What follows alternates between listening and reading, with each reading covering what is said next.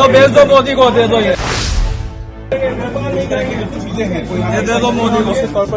ठीक है, ये हालत कर दी है हमारी, वो जो है वो एक बड़े आंदोलन, ये हालत कर दी, नंगा कर दिया सवर्णों को। लगता है भारतीय जनता पार्टी में इस्तीफे का दौर शुरू हो गया है। मोदी के, योगी के फैसले से बीजेपी में दनादन इस्तीफा गिरना शुरू हो गया है। अब तक तो बड़े अधिकारी ने इस्तीफा दिया था दोस्तों यूजीसी बिल को लेकर, लेकिन अब बीजेपी के कार्यकर्ता ने भी अपना दनादन इस्तीफा जो है बीजेपी के मुंह पर मारना शुरू कर दिया है। और आपको सबसे बड़ी बात बता दूं कि इस्तीफा देने का कारण भारतीय जनता पार्टी के कार्यकर्ताओं ने क्या दिया है, ये आप स्क्रीन पर देख सकते हैं। उन्होंने इस्तीफा में लिखा है कि पार्टी उद्देश्य से भटक रही है, बच्चों के भविष्य के साथ खिलवाड़ कर रही है, इसीलिए बीजेपी के 10 कार्यकर्ताओं ने इस्तीफा दिया है। यह इस्तीफा यूजीसी के विरोध में लखनऊ में बीजेपी के 10 कार्यकर्ताओं के जरिए दिया गया है। आप सभी स्क्रीन पर देख सकते हैं कि इनके नाम क्या है। आलोक सिंह, महावीर सिंह, मोहित मिश्रा, वेद प्रकाश सिंह और नीरज पांडे, अनूप सिंह, राज विक्रम सिंह, अभिषेक अवस्थी, विवेक सिंह, कमल सिंह, मंडल उपाध्यक्ष, ये सारे जो है पार्टी में बड़े पदों पर है। मंडल उपाध्यक्ष है, कोई मंडल मंत्री है, शक्ति केंद्र संयोजक है।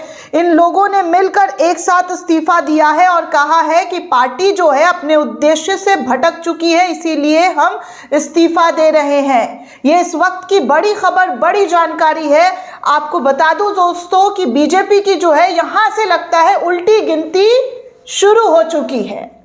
यहां से खेल जो है बीजेपी का उल्टा पड़ता हुआ नजर आ रहा है। मोदी और योगी की नीतियों से इस कदर खफा हो गए कि पहले इस्तीफा और उसके बाद कपड़े उतार कर विरोध दर्ज किया जा रहा है। क्या है पूरा मामला, इस पूरे वीडियो में आपको बताने वाली हूं, लेकिन वीडियो को दोस्तों आखिर तक जरूर देखिए और लोगों तक भी पहुंचाइए कि आज आजादी के 77वें गणतंत्र दिवस को हम सब ने मनाया, लेकिन आज ही के दिन भाजपा के खिलाफ एक बड़ा विरोध शुरू हो गया है। उनकी नीतियों के खिलाफ विरोध हुआ है और ये कोई छोटे मोटे स्तर के नहीं बल्कि बड़े अधिकारियों के जरिए जो है बड़े अधिकारी ने विरोध जताते हुए पहले तो इस्तीफा मारा, उसके बाद विरोध दर्ज करना शुरू कर दिया है। उत्तर प्रदेश से लेकर दिल्ली तक इस वक्त ऐसी खबर निकलकर सामने आ रही है जो सिर्फ एक अधिकारी के इस्तीफे की कहानी नहीं बल्कि सिस्टम के अंदर मची हलचल, सरकार की नीतियों पर उठते सवाल और बीजेपी के लिए खतरे की घंटी मानी जा रही है।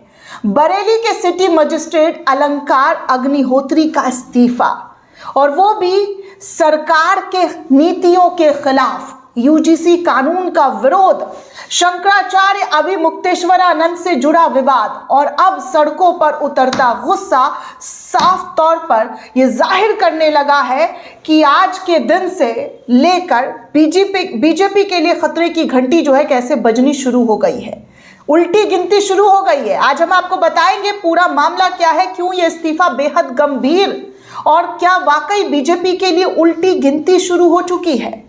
अलंकार अग्निहोत्री कोई आम नाम नहीं है दोस्तों, वो 2016 बैच के पीसीएस अधिकारी है और इस वक्त बरेली जैसे संवेदनशील जिले में सिटी मजिस्ट्रेट की जिम्मेदारी संभाल रहे थे।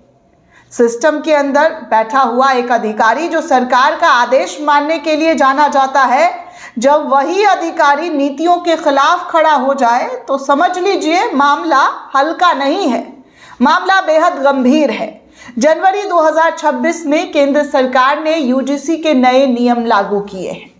सरकार का दावा है कि ये नियम समानता लाने और भेदभाव खत्म करने के लिए लाया गया है। इस नियम के बहुत फायदे गिनाए गए। वैसे भी सरकार जो कानून, जो नियम लाती है उसके बहुत फायदे बताए जाते हैं और गोदी मीडिया भी झूम झूम कर, नाच नाच कर बताना शुरू कर देता है, लेकिन विरोध करने वालों का कहना है ये नियम जनरल कैटेगरी के छात्रों के खिलाफ है। अलंकार अग्निहोत्री ने इन्हीं नियमों को काला कानून कह दिया है, जो कल तक बीजेपी के लिए फायदेमंद था, आज बीजेपी के खिलाफ लोग इसे काला कानून कह रहे हैं। उनका साफ कहना है कि ये नियम समाज को जोड़ नहीं रहे बल्कि नई दरारें पैदा कर रहे हैं और एक अधिकारी होकर वो ऐसे कानून का हिस्सा नहीं बन सकते हैं। अब सवाल उठता है कि अगर एक सिटी मजिस्ट्रेट खुलकर इसे अन्याय कह रहा है तो जमीन पर गुस्सा कितना होगा दोस्तों। अब आप सोच सकते हैं कि जमीन पर गुस्सा किस कदर होगा। प्रयागराज माघ मेले में शंकराचार्य, जी हाँ, वहीं दूसरी खबर ये भी है कि इस पूरे मामले से यहीं पर खबर खत्म नहीं होता। इस पूरे मामले से जो प्रयागराज माघ मेले में हुआ उससे भी वो बेहद आहत थे। शंकराचार्य स्वामी अभिमुक्तेश्वरानंद और उनके शिष्यों के साथ कथित बदसलूकी का मामला भी इस वक्त चरम पर पहुंचा हुआ है और इसको लेकर अलंकार अग्निहोत्री ने साधु संतों का अपमान बताया है, सनातन पर हमला करार दिया है और प्रशासनिक विफलता सामने लाकर रख दिया है। उन्होंने साफ कहा है कि प्रशासनिक महकमे की विफलता है। उन्होंने कहा कि जब धर्म और परंपरा का सम्मान नहीं बचा तो पद पर बने रहने का कोई अर्थ नहीं है। यहीं से मामला प्रशासन से राजनीति में बदल गया। अपने इस्तीफे में अलंकार अग्निहोत्री ने साफ लिखा है, जनरल कैटेगरी के साथ भेदभाव हो रहा है, ब्राह्मण समाज की भावनाओं को अनदेखी की जा रही है और नीतियों से उपजा सामाजिक असंतोष भी दिखाई दिया जा रहा है।